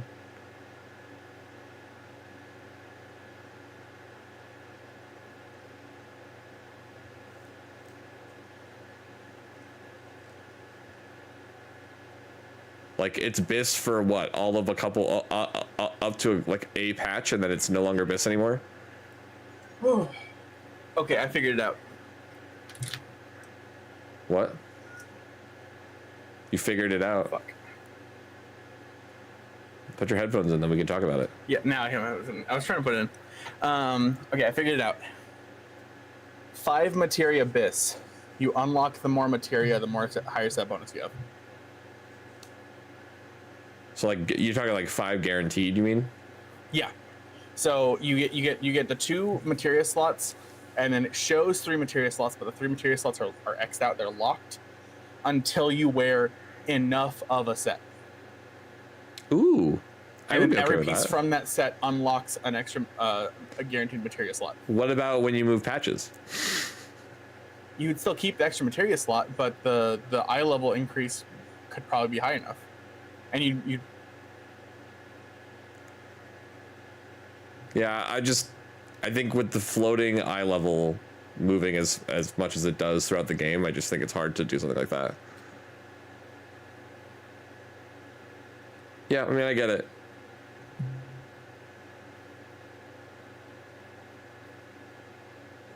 Each patch is new gear anyways. I mean, you're going to be swapping into the new gear.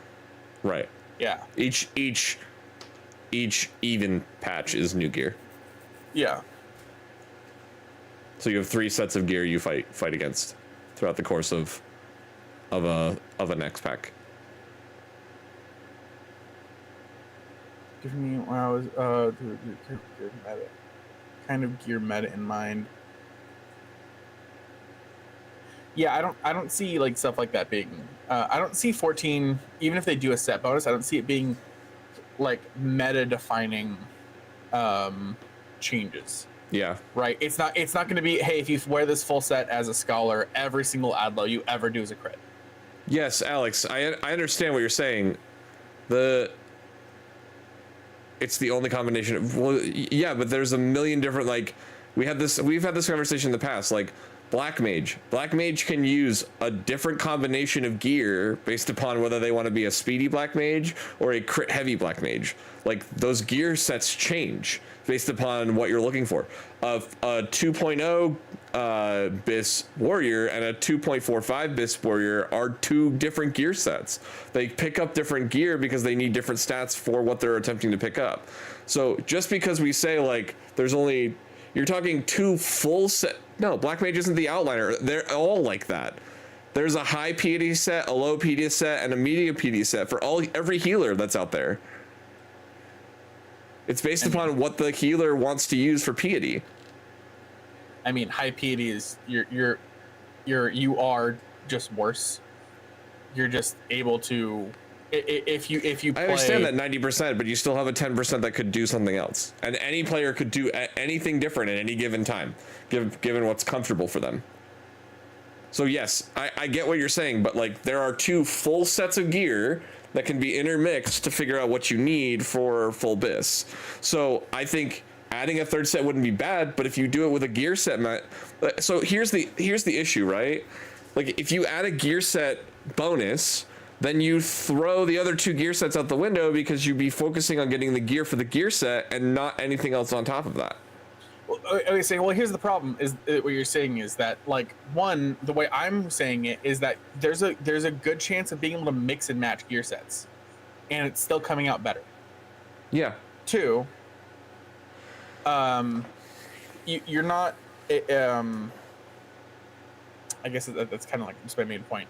But I also like what Zerk said. Yeah, it can be a 1% boost for wearing a set, right? Right. But my main point of this is that it allows for expression, and I'm going to say this right now: the piety expression, that's not expression of play. That is not expression of play. That is, oh, am I not comfortable being able to manage my MP, and and my friends die a lot? I'm going to put piety in. I will objectively be a worse healer, so that way I will just have more MP for more reses. That's it. That's all. Tenacity's not even on the list for tank, to be fair. Yeah. And tenacity gotta change. So and is there tenacity's different now. Well, no, all it is like increased it how much it did, and it didn't. This didn't do it enough where you actually want to meld it in. Right. But like you said, there's like a 2.0 warrior and a 2.45 warrior. You don't ever really want to go 2.0 warrior because you're gonna No, slide. there's a 2.5 warrior and a 2.45 warrior, and then there are different people like to build those differently. Yeah, but I mean, like, at the same time, you're playing the class the exact same way. Well, the rotation is the same, yeah, but that's the same for every class. Yeah, you're just a little bit faster. That's it. But I don't think that adding stat-based bonuses to gear is going to change the rotation either. No, but if you add something like an ability, a change to an ability, right? So if like a 5 or a 7 set of a bonus makes it so that I'm trying to think of warrior skills right now. What's the fuck name of that ability? Not home gang. Where's it at? It's actually comfy skill speed, crit, direct hit, determination. But yeah. But so like say infuriate, they changed the way infuriate works. So that a third charge on onslaught is the worst example because I want to get rid of onslaught from my fucking rotation. An extra fell cleave would make sense, but I want to get rid of fucking onslaught like terribly. Yeah, well, let's say that there's a gear set bonus that makes Tomahawk into a combo opener, and you make Maim and Storm's Path range attacks. And you allow, because you're wearing this set bonus, now you have as warrior you have a range combo. Yeah, I don't know. I just don't buff the potency of upheaval and give it 2 extra charges. It already has 2 charges. Upheaval already has 2 charges.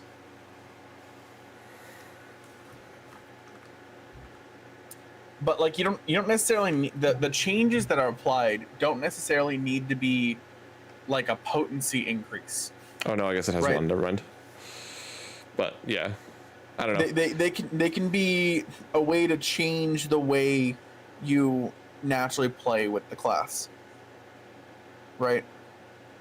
I was thinking of a different skill. I apologize. I was thinking of a different skill, Alex. Yeah, I get the meta. I get like what it could do to the meta. I just don't know, like, I don't know if there would be enough of a change to like really make a difference. I can see, and like, I'll backtrack a little bit on my painting a picture, right? So like my issue with trees, my issue with skill trees is that there's always an optimal skill tree, right? There's always, it's a gimmick feature because there's always like, you could say the gear is a skill tree and there's always an optimal gear set. Right, but like when it comes to skill trees, if you're gonna go like Holy Paladin, there's a build that's specific for Holy Paladin. But yeah, and you can manipulate around, but it's not optimized if you're gonna do raid, right? So like I could see in a situation where you have a skill tree and you're picking a skill tree, and then you get gear sets based upon the bonuses you're going for based on that skill tree. That's a double, that you're changing what you can get from a class perspective and then getting gear to support that, which I think is why it works for WoW. I just don't think that where the rotations are stagnant across the board, like warrior runs warrior the same way, black mage runs black mage the same way, no matter what gear they wear, they run the same way, that it would make a difference. But that's what people don't want. That's what people are wanting to change. They want they want two black mages standing next to each other to play the game differently, but they both play black mage. But I think, and I sure, I can respect that, but at the same point, the game already allows you to play 36 classes. Like yeah. How many current classes are there in WoW?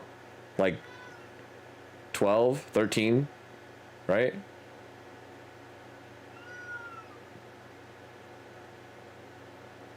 It could. Oh, you guys can actually hear Ralph? Oh my god, he's screaming that loud. I was staring at him right now. Narn, are you still around? How many classes are there in WoW right now? I know you're still actively playing.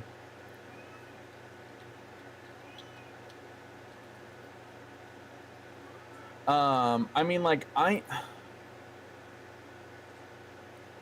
Then 4, put 5, more spell 6, speed on with materia. That's what materia is for. 11, 12, 13. There's 13.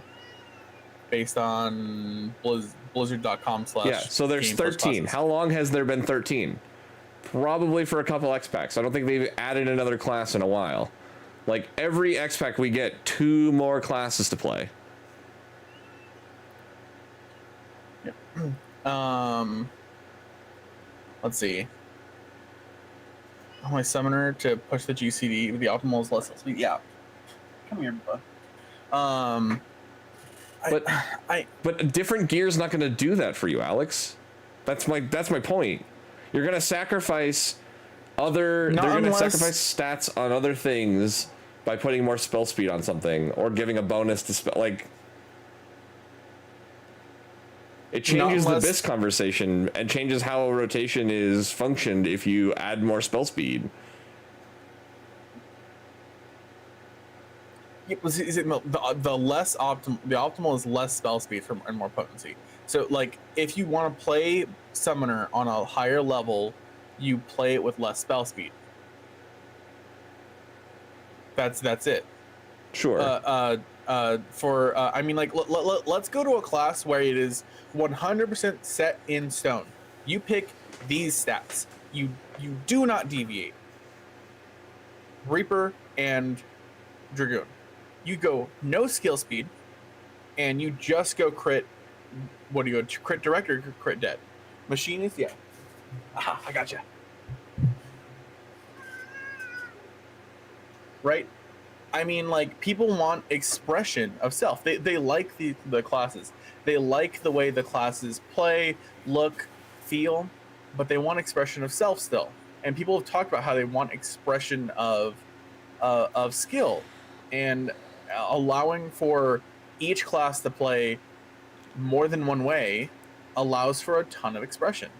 I think the problem that you'll find ultimately, and this comes back to Kim's question, is would it overcomplicate the game? 100%. It would way overcomplicate the game, and the balancing that Square would have to do, which they're already struggling with right now, would be way harder trying to give expression of self. It'd be way harder. Yeah. Balancing the game with changing the way that people express themselves in 30 different classes is, I don't think, the right way. Well, okay, we can actually, it's what? 8, 12, plus 9 is 21. It's 21 classes, theoretically. Mm-hmm. So you have 21 classes that you're already struggling to balance. People are already bitching that they're not properly balanced. And now you want to add another function that creates another form of balance that they then have to change. I mean, So they're already talking about changing. So I'm 100% agreeing with you guys. It would overcomplicate it. But on with the I missed it. Someone said something. There would be more gatekeeping. Yeah. So when it comes to one of the big conversation things is job homogeneity, right? They want all the jobs to play differently, and all the jobs play too similarly, especially in roles, right? And anytime you talk about like, oh hey, it sucks that Gunbreaker's Heart of Light and Dark Knight's Dark Missionary don't have a secondary effect, so they're innately worse than paladins and warriors for their raid-wide defense. The instant you say that, then you're like, oh, so you want them to be just like paladin and warrior then? And it's like, no, but the instant you start to create, now people aren't gatekeeping for that reason, right? Right. But the instant you start creating differences in the jobs, you start to spread out the job homogeneity and clerics and characters actually play differently. You're gonna have gatekeeping. It's just a natural thing that's gonna happen. Yeah, and I think the less homogeneity you have, the more likely somebody is going to be like, well, we don't want that class because it doesn't fit to what we're trying to do. Yeah. Like we need the mitts a specific way. We need this and that a specific way. I think like people want to play Viper because it's brand new and it looks cool and it's fun, right? But then like Jay's biggest bitch when we do Savage is like, I have no mitts. Like I literally can't do anything other than feint. That's it. That's all I got. I was like, yeah, but that's like same as Monk. Monk has a couple of others, but like Monk does, but I mean like does the Samurai? No, Samurai is pretty heavy damage. No, other than feint, they don't really have anything else. Yeah, that because that's what Viper's supposed to be like. It's supposed to be like Samurai in that respect. Viper's supposed to be like ninja. Well, no, like yes and no. It's sharing the same aesthetic as ninja, but it's supposed to fit the same role as Samurai, as being a greedy DPS, really high in the damage, no support. Right. Yeah. Because I mean, Black Mage doesn't have, all it has is Addle. It has a self with Mana Ward, but it doesn't have a raid wide. All it has is Addle. It's also it's the greedy caster. The only reason why Black Mage and Picto both only have Addle. No, I guess Picto has their buff. Yeah. Picto has a raid wide damage buff, has an RDPS buff, and it has a defense buff that can be spread to the raid wide. Because Picto can spread its Mana Ward for half potency to everybody around. Right. But Machinist has Tactician, and the only reason why it has that is because Fizz Range are innately supposed to be the highest support classes. And so even though it's greedy, it lacks a lot of the support that the others have, but it has to have some kind of support because it's a Fizz Range. Machinist has two, the Wrench and Tactician. Yeah, Dismantle. Tactician and Dismantle. Right, but it doesn't have any other... Machinist doesn't have any other buffs to the party other than those two. It does more damage than Dancer and Bard, but it doesn't... It does worse than Dancer right now. Machinist is criminally underpowered right now. It needs a buff. Because it needs to be like... Yeah. Up there. Because it's supposed to be a greedy DPS, so it needs to be bottom of the greedy DPS, but it needs to be like above... Aren't you Vipering some Val? melees. Or are you actually going to Machinist? I think she's doing both.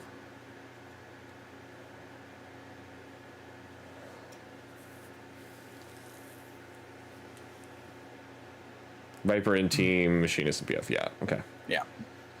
I don't think that they're so disparaged that it keeps them from being able to be in a party.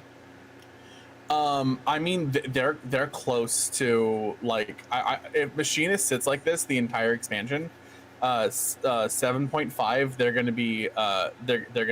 gonna be excluded. It's big. It is a big difference. Yeah, because it's supposed like, to be what Bard on Fizz range. Bard is supposed to be the lowest because it offers the most party benefit, and then it's Dancer, and then it's Machinist. And Machinist is supposed to do the most damage because it offers the least party mitt, or the least party support.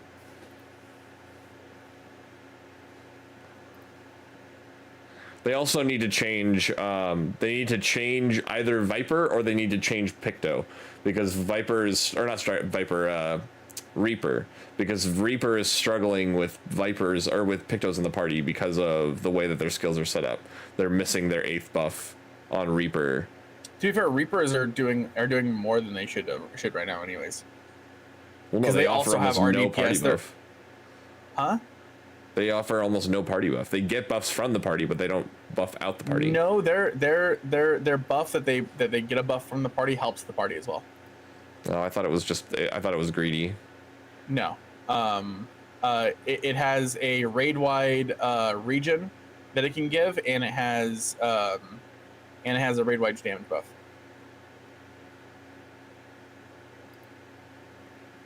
That's ridiculous, Val.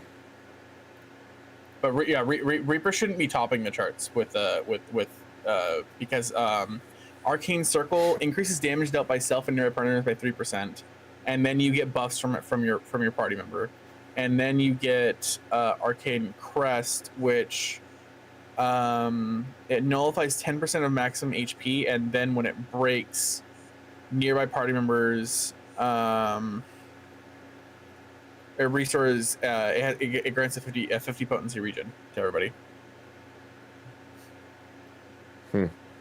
It was that region was busted before. But yeah, Picto compared to so top Machinist versus top Picto is a 5k difference. It's a skill, not a spell. Yes, it's weapon skill. It's a weapon skill, not a spell. Arcane Crest is the Arcane Circle is the damage buff. When you Which are one's the one that's based the, on party? Yeah, when you or a party member under this effect successfully land a weapon skill or cast the spell, the Reaper who applied it, so it's weapon skill or cast a spell, so it's abilities. No, abilities it's not don't apply to abilities. it, yeah. Right. And that's the problem with Picto right now, is most of their stuff is abilities. So is Brotherhood also getting fucked by it? Probably, but monks were kind of excluded because of their damage until recently. Yeah.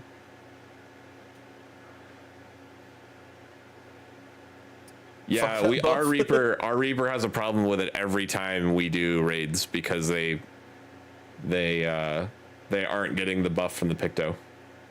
So it's 7 of 8 instead of being 8 of 8. And they need to change it. They either need to add abilities so that the Picto stuff works, or yeah, just make it all attacks, or they need to change some of the skills over to weapon skills and not. I mean, the hammer should be a weapon skill. You're using the brush to hammer. I mean, all you have to do is cast the spell. Yeah. At any point, is Picto really going that long without casting a spell?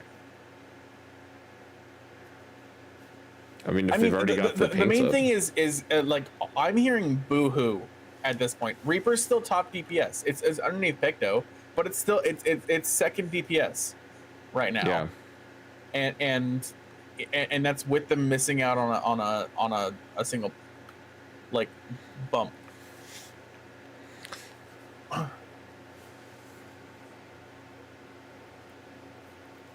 Yeah. But 100%, yeah, Machinist needs a bump. Otherwise, like Val said, Val got kicked from a couple parties unless they were swapping. Like, Machinist is at such a low because it, one, is pulling out really low DPS, like lower than like Summoner and Red Mage DPS, and it has no party. It has no party buff. It's bringing low DPS and no help to the party. It's under Dancer right now. Look like Bard. It's Bard. And it's under Bard. Yeah, Bard and Dancer are sitting like almost at the exact same spot. And Machinist is sitting 1,000 DPS under. Picto and Reaper are kind of neck and neck right now. And then it's a very, very tight third for Viper. Oh yeah. So yeah, Picto's the best, is the top, and I mean like it's not only the top but like consistently the top. If you look at just all top DPS, it's completely full of Pictos, and then like the 20th one is like a Reaper, and then a Viper is a little bit down, and there's some more. What happened to Samurai? Sam's doing okay. I think because a lot of people aren't playing Sam, is mostly. Right. Sam, I'm looking at 23.6 for the top right now, and then compare that to a Reaper, 23.986. Yeah, it's just underneath Reaper. And then Ninja would be right around the same with Samurai. Ninja. Yeah, they're all sitting about the same RDPS. They're all sitting 23 something. All the melees. They're doing lots of good damage. Mm-hmm. And then Picto's sitting 25, so it's like 1,000. It's like 1,500. Wait, 1,500. Fuck, I couldn't think of the way to word that. It's like sitting like 1,500 above everybody else. Yeah. And Black Mage is sitting 23. So Black everyone is sitting in this 23 range. On the RDPS, and Picto is just like 1,000, is like 1,500 to 2,000 higher than everybody else. Yeah, it's the way the damage is running. I'm interested to see how what the damage requirements are going to be for some of these fights.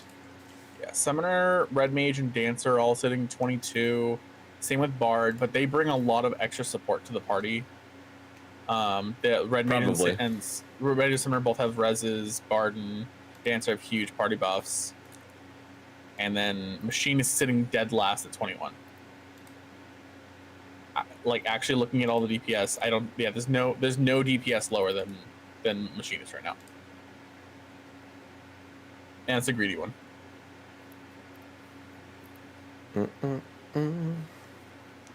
That's the big problem. Yeah.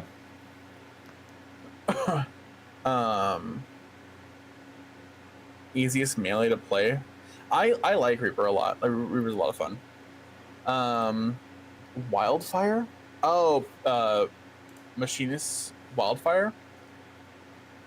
I don't know. I think it's more systemic than that. I think it might just need some potency buffs across the board. Because Wildfire is a cumulative damage. Does it have a cap? I don't think it has a cap.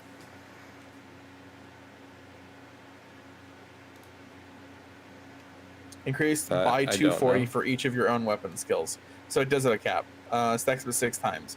So it's 240, and then if you do 6 weapon skills on it, you get. It's a high bonus. That Wildfire doesn't need an extra damage. In my opinion, maybe you could get we could get like an update to Wildfire, and it could do like a 1,500, 1,800 potency or something like that. Maybe. Yeah. But. I remember Wildfire used to be it stacks half of your it compiles all your damage during its time and then deals 50% of that back again. That's how Wildfire originally worked.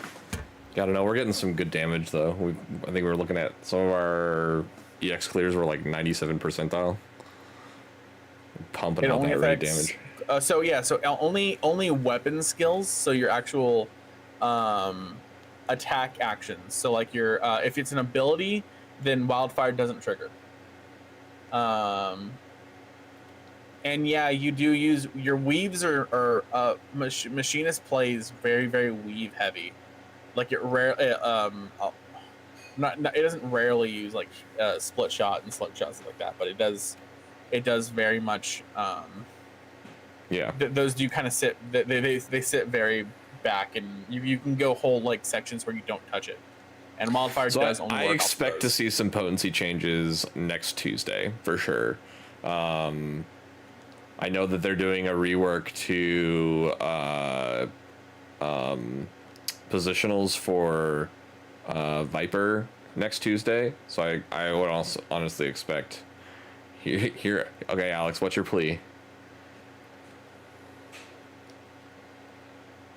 I mean, so Val, I mean, air anchor, drill, and yeah, air anchor and drill both are both weapon skills. So those can be weaved in and trigger wildfire as well. But like I said, I haven't played machine, so I don't know. You don't use those in that Using window? the window, yeah.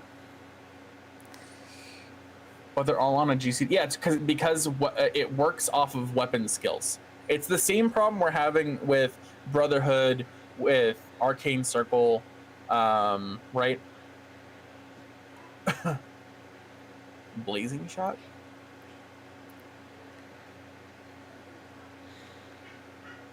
Anyways. Actually, it's not level 100. But yeah, so I'm interested to see what kind of balancing that there's going to be with the game in the Savage drop. I'm interested to see, because I feel like this is abnormal. I remember having crafted gear before the raid dropped, so this is, for me, feels weird. Maybe because I didn't do Savage before P9 through 12, that I just never cared before. But yeah, it's gonna be interesting to see how all that rolls out, how long it takes those groups to get ready to go on Tuesday morning, hitting that first hour of window to make gear. I think more people are gonna buy it, and so if you're but more of a people have to have time to make it. You can't just buy it. I was gonna say, but if you're more of a crafter main, you're gonna sell real fast, because you're gonna instantly make the suits and just sell them, and just say, I'll just raid on Thursday or Wednesday. Yeah, I mean, you're gonna be fighting with man, the revisit is gonna shoot the market like crazy. Revisit is the most powerful skill in the entire game. in the entire game. It's the biggest money making skill in the entire game. As good as it is, just need to adjust, and other people need to be good. So what I was mentioning was, so like the problem with Wildfire, the problem with Brotherhood, the problem with Arcane Crest, or Arcane Circle. I don't know of any other skills that do this, but I'm sure there's because they already have 3 skills that do it. I'm sure there's maybe some other skills that do it as well. Is that it relies on only weapon skills and spells and not abilities. And I know why they did it, because abilities can be weaved, and so you can get you can get to it faster. But like, if you're gonna guarantee the full anyways, then why stipulate? You're gonna get that top damage anyways. It's not increasing your damage. That skill still sits on the same cooldown. It still sits on the 2 minute, 3 minute cooldown, whatever it has. Probably not 3 minute, but like a 2 minute cooldown, right? So you're not gonna get, even if like, oh, everybody uses abilities and I hit 8 stacks immediately, and now I hit it. It's still sitting on a 2 minute cooldown. You're still gonna apply it into the 2 minute window with everybody else. It's not gonna increase your damage output by allowing the buff of it to go off on abilities. Right. But yeah, it'll just make the play smoother. That's all.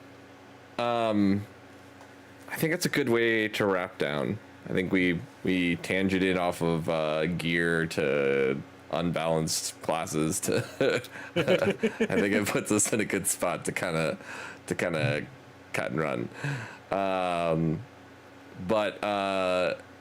Yeah, so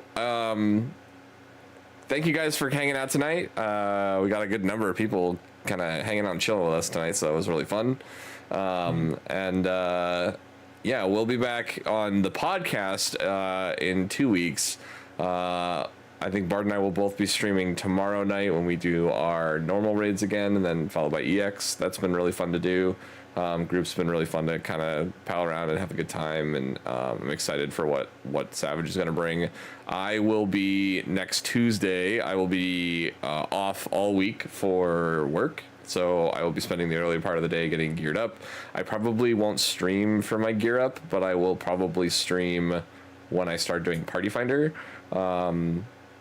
I might wait a little bit to see some of the fights before I jump into Party Finder, but I plan to Party Finder on my alt earlier in the day than when we static that night, so I will be running at least a little bit. Bard, what's your schedule for this week?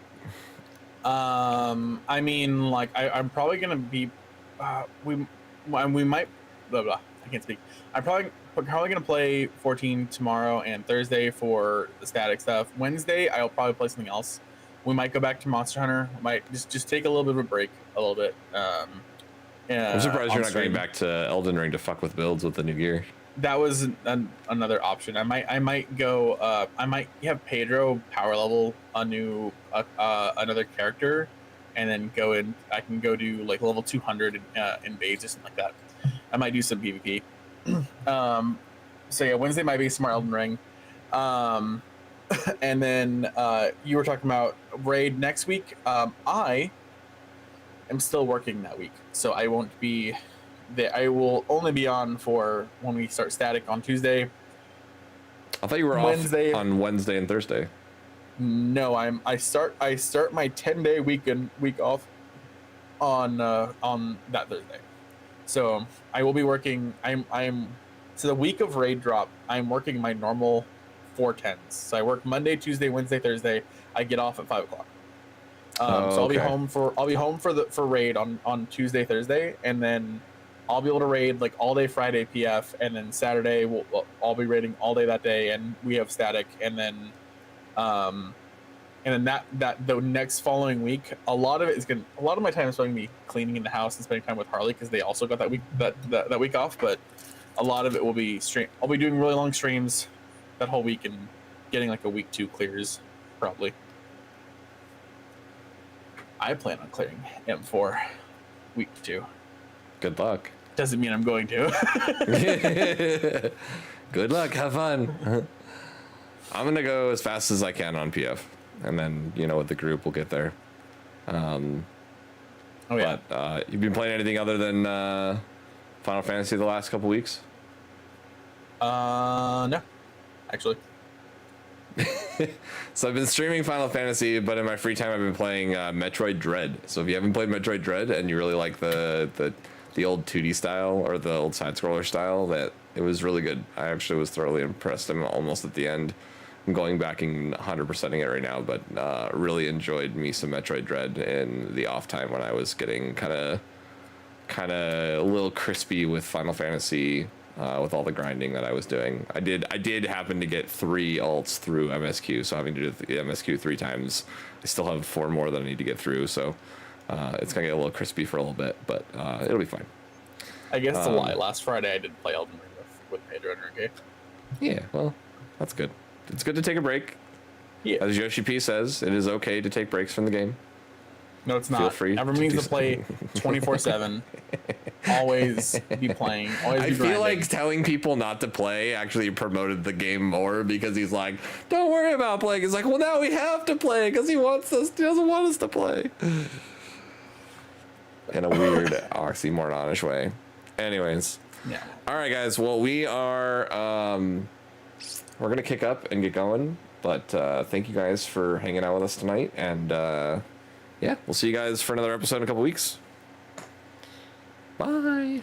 Bye.